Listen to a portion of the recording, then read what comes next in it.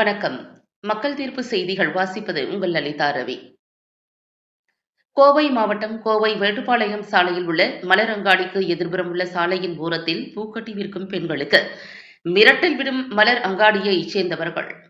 மலர் அங்காடிக்கு எதிர்புறம் உள்ள சாலையில் குறைந்தது 10 ஆண்டுகளுக்கு மேலாக மலர்களை தொடுத்து வியாபாரம் செய்யும் 10க்கும் மேற்பட்ட பெண்களை ஆர்எஸ்புரம் காவல் நிலைய காவல்துறை அதிகாரிகள் மிரட்டுவதாக மலர் வியாபாரம் செய்யும் பெண்கள் மக்கள் தீர்ப்பு செய்தி சேனலுக்கு பிரத்யேகமாக பேட்டியளிக்கையில், தினமும் ரூபாய் 300க்கும் 400க்கும் குறைந்த அளவே பூக்களை கட்டி வியாபாரம் செய்து வருகிறோம். இதில் கிடைக்கும் பணத்தை வைத்து எங்கள் குழந்தைகளை படிக்க வைக்கிறோம். அதுபோக வீட்டு வாடகை கொடுக்க வேண்டும். நாங்கள் இந்த தொழிலை செய்துதான் எங்கள் குடும்ப வறுமையை போக்கி வருகிறோம். அப்படி இருக்கும் பட்சத்தில் எங்களை சாலையின் ஓரத்தில் கடைகளை போடக்கூடாது என சில மலர் வியாபாரிகள் மிரட்டுவதாகவும், மலர் அங்காடி வியாபாரிகளின் தூண்டுதலின் பெயரால் காவல்துறையும் தங்களை அச்சுறுத்துவதாகவும் தெரிவித்தனர். மேலும் மலர் அங்காடிக்கு எதிர்ப்புறம் பூ வியாபாரம் செய்யும் பெண்கள் முறைப்படி கோவை மாநகராட்சியில் நடைபாதை வியாபாரிகள் சங்க அடையாள அட்டை வைத்துள்ளதாகவும், அப்படி அனுமதி அடையாள அட்டை வைத்திருந்தும் தங்களை இங்கு மலர் வியாபாரம் செய்யக்கூடாது என்று காவல்துறை கூறுவதாக கதறிய பெண்கள் மக்கள் தீர்ப்பு செய்தி சேனலுக்கு பிரத்யேகமாக பேட்டியளித்தனர். அனைவருக்கும் அனைத்தும் என்று கூறும் திராவிட மாடல் அரசின் தமிழக முதல்வர் மு.க.ஸ்டாலின் அவர்களும், மாண்புமிகு கோவை மாநகராட்சி மேயர் மற்றும் ஆணையாளர் ஆகியோர் மக்கள் நலன் கருதி சாலையோர பூ வியாபாரம் செய்யும் பெண் வியாபாரிகளுக்கு ஆதரவு கரம் நீட்டுமா என்பதை பொறுத்திருந்துதான் பார்க்க வேண்டும். அக்கா சொல்லுங்கக்கா, என்ன பிரச்சனை உங்களுக்கு? சாலையோர வியாபாரினா நாங்க லோன் வாங்கிட்டோம்னா லோன் தடை கட்டணும். எங்களை இந்த அந்த பக்கம் இடைஞ்சலா இருக்குன்னு இந்த பக்கம் எடுக்க சொல்றாங்க. எங்களுக்கு எந்த இடைஞ்சலும் கிடையாது ரோட்ல. நீங்க இதே பார்த்து எங்களுக்கு உதவி பண்ணணும். எவ்வளவு வருஷமா இங்க கடை வச்சிருக்கீங்க? 10 வருஷம் ஆச்சுங்கண்ணா. நாங்க கடை போட்டு கொரோனாவில இருந்து உட்கார்ந்த இடத்த விட்டு அசையல.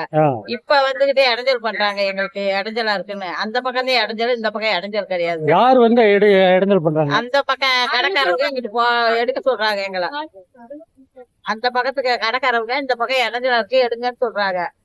இங்க எங்களுக்கு அவசரம் உள்ள இருக்கவங்க தான் இடம் கொடுத்து உட்கார சொல்லிருக்காங்க. பிரான்ஸ் கடைக்காரங்க அவரே சொல்லல. நாங்க அந்த பக்கம் இடைஞ்சல் விட்டவங்க இந்த பக்கம் எடுக்க சொல்றாங்க. நாங்க எப்படிங்க சார் போறது? நாங்க புள்ள ஊட்டிய வச்சிருக்கோம். இதை நம்பிக்கே உட்கார்ந்து இருக்கிறோம். கிடைக்கிறது 200-300 கிடைக்கும். அதை வச்சு பாக்கணும். என் பேர் திலவதிங்க சார். நான் வந்து சாலையோர வியாபாரி. இங்க எனக்கு நாங்க குழந்தைங்களை இந்த கடை வச்சுதான் படிக்க வச்சுட்டு இருக்கோம். ரொம்ப பாதிக்குங்க சார். கார்பரேட்காரங்க கூட ஏதாவது உதவி பண்ணலாம். அவங்களும் ரொம்ப டார்ச்சர் கொடுக்குறாங்க. அதுதான் நமக்கு இதா இருக்குங்க சார். ஏதாவது பண்ணி கொடுத்தா கொஞ்சம் ஹெல்ப்பா இருக்கும். இதை நம்பி லோன்லாம் வாங்கியிருக்கோம், நிறைய பண்ணியிருக்கோம். இது பண்ணி தரணும் சார் எங்களுக்கு. நடைபாதை வியாபாரிகளுக்குன்னு அடையாள அட்டையெல்லாம் கொடுத்துருக்காங்க. அது உங்களுக்கு இருக்கா? இருக்கா? அது இருக்கும் போது ஏன் காவல்துறை உங்களை அப்புறப்படுத்த நினைக்கிறாங்க? அதுதான் பண்றாங்க சார். எப்படிங்க புகார் சொல்லிக்கிட்டு இருக்காங்க. எங்கனாலதான் அவங்க இது வாழ்வு பாதிக்குதான் அப்படிங்கிறாங்க சொல்றாங்க சார். அக்கா சொல்லுங்க, உங்க பேர் என்ன? என் பேர் ஜனலட்சுமி சார். நீங்க எவ்வளவு வருஷமா இந்த கடை வச்சிருக்கீங்க? 10 வருஷமா வச்சிருக்கோங்க சார். சொல்லுங்க, என்ன பண்றாங்க உங்களுக்கு? நாங்க 10 வருஷமா கடை வச்சிருக்கிறோம். கூட வச்சு வியாபாரம் பண்றோங்க. விடுக்கால இருக்கிறவங்க புகார் முடிச்சிருக்கிறாங்க எங்க மேலைங்க கடை போடக்கூடாதுன்னு சொல்லி. நாங்க இதை வச்சுதான் நாங்க குழந்தைங்களை படிக்க வைக்கணும், வாழ்றோம். இதை வச்சுதான் நாங்க வாழ்றோங்க. வேற வழி இல்ல. எங்க வீட்டுக்காரர் தான் சொக்கி ஆடணுங்க. வேற வழி இல்லாம நாங்க இப்ப என்ன பண்றது தெரியாம தவிச்சிட்டு இருக்கிறோங்க. எங்களுக்கு ஒரு நல்ல வழிக்கு அரிசி கொடுங்க. சாப்பிட்டு நாங்க மன்னிப்பு கேட்டு கூட நாங்க உட்காந்துடுறோம். எங்க தாழ்மையோட எங்களுக்கு போட்டு வியாபாரம் பண்றதுக்கு அனுமதி கொடுங்க. உங்களை வந்து யார் வந்து கடையை இங்க இருந்து போடக்கூடாதுன்னு சொல்றாங்க? எதுக்கால புகார் பண்ணதுனால எங்களுக்கு போலீஸ்காரங்கள வந்து அங்க எதுக்கால இருக்கிறவங்கள போடக்கூடாதுன்னு சொல்லிட்டாங்கம்மா, நீங்க வேற பக்கம் எடுத்துட்டு போங்க சொல்றாங்க அப்படின்னு இருக்கிறாங்க. உங்களுக்கு நடைபாதை வியாபாரி அடையாள அட்டை இருக்குங்களா? சார் எவ்வளவு வருஷமா வச்சிருக்கீங்க? 2 வருஷம் 10-15 வருஷமா வச்சிருக்கிறோங்க சார். 15 வருஷமா வச்சிருக்கீங்க. 15 வருஷமா இந்த தொந்தரவு இல்ல? ஆமாங்க சார். இப்பதான் புதுசா இந்த மாதிரி ஒரு பிரச்சனையை கிளப்புறாங்களா? சார். அக்கா சொல்லுங்கக்கா, நீங்க எவ்வளவு வருஷமா இங்க கடை போட்டுருக்கீங்க? உங்க பேர் என்ன? வருஷமா கடை வச்சிருக்கீங்க சார். என் பேர் லோகஸ்ரீ. நாங்க நடைபாதை வியாபாரத்துல இருந்து பூ வியாபாரம் பண்ணிட்டு இருக்கோம். கூடையை வச்சு வியாபாரம் பண்ணிட்டு இருக்கோம். இதை நம்பிதான் நாங்க வந்து குடும்பத்தை ஓட்டிட்டு இருக்கோம். எங்க வீட்டுக்காரர் கூலி மேல இல்லாட்டி நாங்க லோன் நிறைய பிரச்சனையில மாட்டிருக்கோம். லோன் எடுத்து வச்சிருந்தோம். இதை நம்பிதான் குழந்தைகளையும் படிக்க வைக்கணும். வாழ்வாதாரம் ரொம்ப பாதிக்கப்பட்டு நாங்களாம் நடுத்தரமான மக்கள். நாங்க வீட்டு வாடகை கொடுக்கணும், கரண்ட் பில்லு கொடுக்கணும், சாப்பாட்டுக்கு எல்லாமே இதை நம்பிதான் நாங்க இருக்கோங்க சார். எங்களுக்கு கூடிய விரைவில் கார்பரேஷன்ல இருந்து எங்களுக்கு ஒரு ஒரு இடத்த காமிச்சு எங்களை உட்கார வைக்கணுங்க சார். நீங்க உங்களுக்கு சர்ம சிந்தனையோட நீங்க நல்ல பார்த்து நீங்க நடைமுறைப்படுத்துங்க. வேற வழியே இல்லைங்க சார். அப்படி எங்களுக்கு கார்பரேஷன்ல இருந்து ஒரு வேலை வாய்ப்பு கொடுங்க. வேலை வாய்ப்பு கொடுங்க, நாங்க அதை பண்ணிக்கிறோம். அக்கா உங்க பேர் என்ன? பேர் புவனேஸ்வரி. ஆ, நாங்க நடைபாதி வியாபாரி தான். 10 வருஷமா நாங்க பண்ணிட்டு இருக்கோம். எதிர்த்தாங்க எங்களை எடுக்க சொல்லி நம்ம போராட்டம் பண்றாங்க. 6 பேர் கடையும் எடுக்கணுங்கிறாங்க சார். எங்க வாழ்வாதாரமே இதுலதான் இருக்கு சார். நீங்க தான் பார்த்து கார்பரேஷன்காரங்க உதவி பண்ணுவோம். 6 பேர்த்துக்கு எங்களுக்கு வேற இடம் இல்லைங்க. இல்ல கார்பரேஷன்காரங்க எங்களுக்கு உதவி பண்ணணும் சார். உங்களுக்கு நடைபாதை வியாபாரி அட்டை வச்சிருக்கீங்களா? வச்சிருக்கோம் சார். அந்த நடைபாதை வியாபாரி அட்டையில இருந்து உங்களுக்கு ஏதாவது சலுகைகள் எல்லாம் கிடைச்சிருக்கா அரசாங்கத்துல இருந்து? இல்லைங்க, நீங்க ஏதாவது கேட்டிருக்கீங்களா? கேட்டா வருங்கிறாங்க சார். வரலைங்க. எதுவுமே உடல் உழைப்பு நம்பிதான் இந்த வேலையே எங்க உடல் உழைப்பு நம்பிதான் இதுலதான். அக்கா சொல்லுங்க. என் பேர் அம்பிகாங்க. நாங்க ஒரு 10-20 வருஷமா இந்த லைன்ல உட்காந்து வியாபாரம் பண்ணிட்டு இருக்கிறோம். நாங்க வந்து ஒரு ஓரத்துலதான் போட்டுக்கோம், யாருக்கு எந்த இடத்துல இல்லாம. எங்களுக்கு சொன்னாங்க சாரு வருமா, நீங்க அந்த வெள்ளை போட்டுக்குள்ள உட்காந்து வியாபாரம் பண்ணிக்காங்க, முன்னாடி யாருக்குமே இடத்துல இருக்க கூடாது, இடத்துல உங்களை தூக்கிடுவோம் அப்படின்னு சொன்னாங்க. சரிங்க சார், நீங்க சொன்னபடியே கேட்டு நாங்க உள்ள தள்ளி போட்டுக்கிறோம் அப்படின்னு சொல்லி ஒரு 10 பேரும் ஒரே லைனா போட்டுக்கோம். எங்கனால யாரும் எந்த இடத்துல இல்லாம நாங்க போட்டுருக்கிறோம் சார். எங்களுக்கு குழந்தைங்க படிக்குது. எங்களுக்கு ஒரு நாளைக்கு ஏதோ பாடுபட்டு காசு கிடைச்சாலும் கஞ்சி, இல்லைன்னா மறுநாள் நாங்க வட்டிக்கு வாங்கிதான் அது திருத்தணி கூட நாங்க சமாளிக்கிறோம்.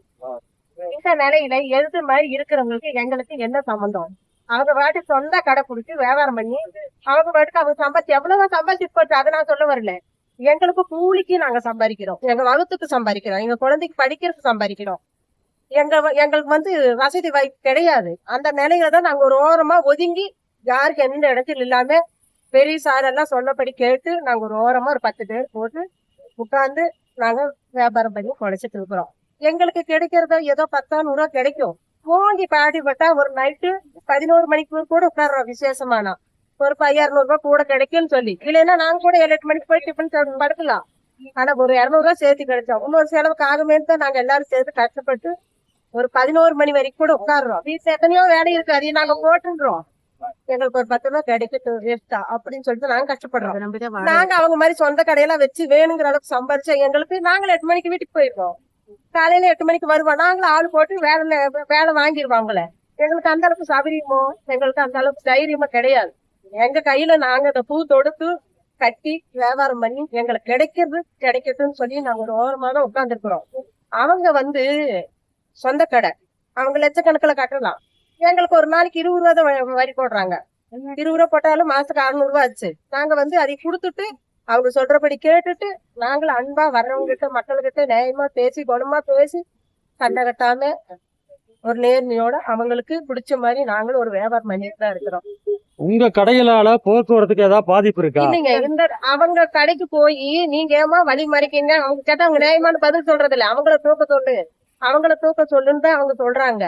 ஆனா இப்ப எங்கிட்ட சார் சொன்னாங்க, நீங்க எல்லாம் ஒரு ஓரமா உட்காந்துக்காங்க. சரிங்க சார், அதே மாதிரி உட்காந்துக்கிறான். அந்த மாதிரி அவங்க பதில் சொல்ல மாட்டேங்கிறாங்க. அவங்கள தூக்க சொல்லுனே எங்களுக்கு டார்ச்சர் பண்ணா நாங்க எங்க போறது?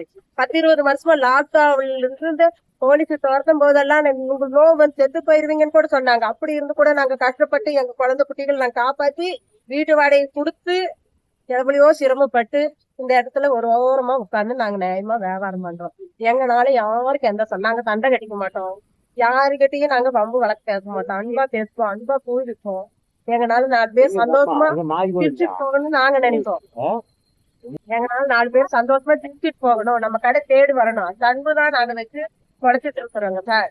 இவங்களுக்கு என்ன ஆச்சுன்னே தெரியல. இந்த 10-20 வருஷமா விட்டு போட்டு திடீர்னு எங்களை தூக்க சொன்னோம். இவங்களை போய் சாரோ மேல இடத்துலயோ டார்ச்சர் பண்ணா இவங்க பதில் சொல்ல முடிய மாட்டேங்குது. இவங்கனால எங்க வழி பூரா மறைச்சிடுறாங்க, பொது வழி பூரா மறைச்சிடுறாங்க. நாங்க இந்த பொது வழி எவ்வளவு அகலத்துக்கு இருக்கு பாத்தீங்களா? 3 பஸ் போய் வர்ற மாதிரி இருக்கு. அப்படி இருந்து நாங்க ஓரம் தள்ளிதான் உட்கார்ந்து இருக்கிறோம். இவங்க ஒரு பஸ் போறதுக்கே வழி விடாம இந்த வண்டி வருதுங்களா, அது என்ன வண்டிங்க, இந்த ஆம்புலன்ஸ் வருதுல, அது கூட வழி விடாம இவங்க கடை மறைச்சு இவங்க வியாபாரம் பண்ணா இவங்க போலீஸ் கேட்கறப்போ மேலாதிகாரி கேட்கறப்போ இவங்க தான் கரெக்டா பதில் சொல்லணும். நாங்க ஒரு 10 பேர் தான் இவங்களுக்கு இருக்கணுமா சொல்லுங்க? எங்க வகுத்துல எதுக்கு மண்ணு போடுறாங்க? எங்களை எல்லாம் பார்த்தா எப்படி தெரியுதுங்க சார்? சொல்லுங்க. சொந்த கடைக்கார மாதிரி தெரியுதா, சொந்த வீட்டுக்காரங்க மாதிரி தெரியுதா? நாங்க ஒரு ஏழு குடும்பத்தை சேர்ந்தவங்க சார். மட்டும் மரியாதையோட 10 ரூபாய் மான மரியாதையோட சம்பாதிச்சு சாப்பிடணும் அப்படின்னு சொல்லிட்டா நாங்க இவ்வளவு போராடிட்டு உங்களை வர சொல்லி நாங்க இதை பேசி தாழ்மையோட உங்ககிட்ட பேசி எங்களுக்கு விடைபெறுகிறோம்.